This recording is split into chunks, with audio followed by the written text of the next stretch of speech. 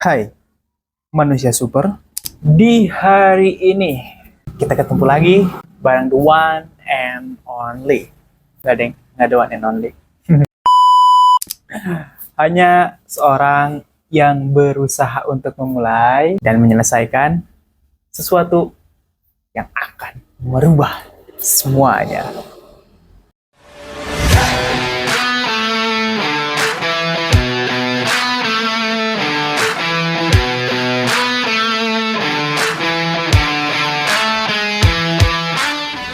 Salam sehat dari Alzan. Kita akan membahas suatu topik yang mungkin banyak dipertanyakan ya, yaitu why. Why? Kenapa? Kenapa dan kenapa? Ya gimana? Kenapa konten kesehatan? Baik internal maupun eksternal sudah banyak yang menanyakan mengapa konten kesehatan. Di sini aku mau coba jawab seringkas mungkin, sesimpel mungkin. Seperti yang udah aku jelaskan di kontenku yang pertama, bahwa memang secara latar belakang, ya, basicku tuh ya di dunia kesehatan. Tapi kalau kita mundur lagi ke belakang, sebenarnya agak lompat juga sih ya. Lompatnya gimana? Karena pada awalnya memang aku ini tipikal orang yang senang mempelajari hal-hal baru. Justru lamanya tuh aku di dunia keagamaan, di dunia pondok pesantren. Nah, tetapi seiring berjalannya waktu, titik baliknya tuh ada ketika ayahku berpulang. Ketika ayah berpulang karena penyakit yang sempat aku bahas di konten sebelumnya ya, diabetes mellitus, dan komplikasi-komplikasi lainnya yang membuat akhirnya aku penasaran dengan dunia kesehatan itu literaturnya seperti apa sih? Jadi gini, di benakku waktu itu, andai aku ngerti dunia kesehatan, andai aku dokter, andai aku paham medis, andai aku bisa menangani penyakit ini lebih awal, mungkin aku masih bareng ayahku sekarang. Nah, tetapi qadarullah, semua sudah digariskan, ditakdirkan, dan ada banyak sekali hikmah dan pembelajaran. Sehingga akhirnya aku memutuskan untuk mempelajari dunia kesehatan umum. Tetapi, balik lagi ke problematik semua orang, yaitu cuannya boy. Cuannya sangat-sangat tidak memungkinkan. Sehingga alhasil aku mau nggak mau struggle dulu di situ, sempet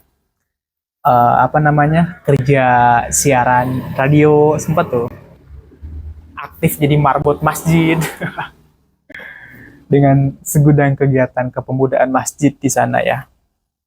Kemudian ya intinya nyari peluang lah, nyari celah, nyari peluang bagaimana di usiaku yang mungkin waktu itu masih berapa ya, 18 tahun, gimana caranya dapat uang dan kuliah, yang utamanya itu.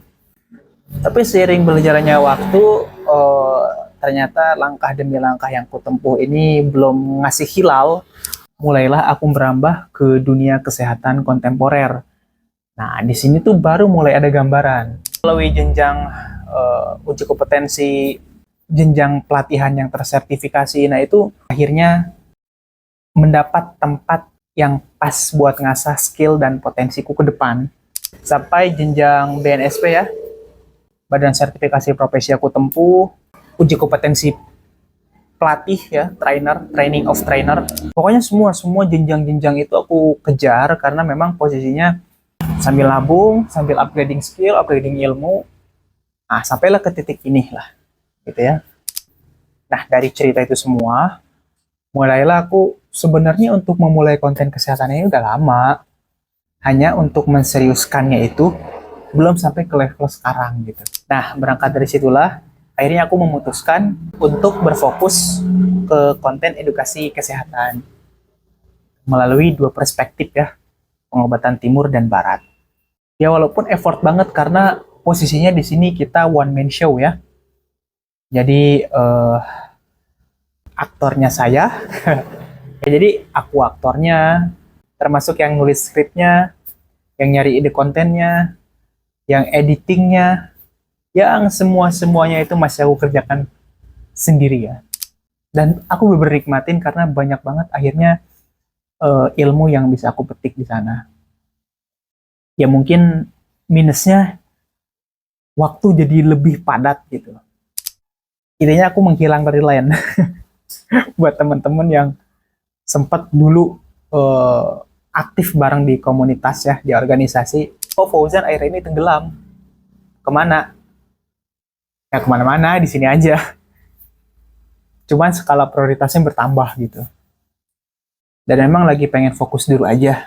Menjalankan sesuatu dengan konsisten itu harus ada yang dikorbankan. Tapi menurut aku ini suatu hal yang setimpal sih. Walaupun aku harus bayar mahal. Tapi aku benar-benar merasakan impact yang luar biasa. Terutama men-setting alam bawah sadar untuk tidak sampai bolong satu hari pun. Itu yang cukup berat. Ya. Karena ujian terbesar kita ini kan justru diri kita sendiri. Maka dari itu aku sangat bersyukur. Sampai hari ini aku masih konsisten. Ya salah satu pemecutnya ini, konten ini. Jadi buatku tuh exposure nggak terlalu gimana ya. Ya walaupun kita nggak memungkiri ya, ketika trending dan kemudian bisa dimonetisasi itu menjadi nilai yang wah bombastis. Tapi tetap aja sih itu bonus buatku. Pure bonus. Benar-benar yang ditargetkannya itu apa? Gimana aku bisa konsisten gitu dalam hal ini gitu. Kita bisa melewati challenge tersebut kalau sudah bisa konsisten mau gimana? Ya jalanin terus. Bukan berarti ketika goalsnya udah nyampe kemudian berhenti. Oh tidak, lanjut gitu. Karena udah jadi habit. Sesuatu yang sudah jadi habit itu susah dilepas. Walaupun memang konten edukasi ini terbilang sepi ya. Karena warga kita udah pinter-pinter guys.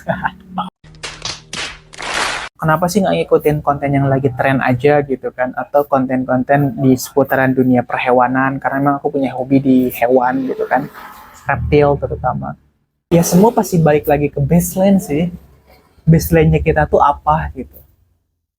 Kayak Ray, dia bergerak di dunia pengobatan gigitan ular berbisa ya.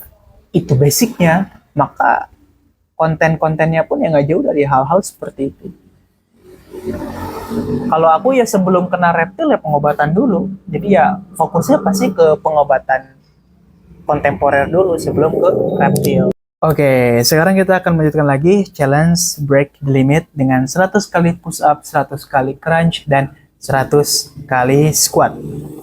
Tanpa tunggu lama lagi, kita let's go!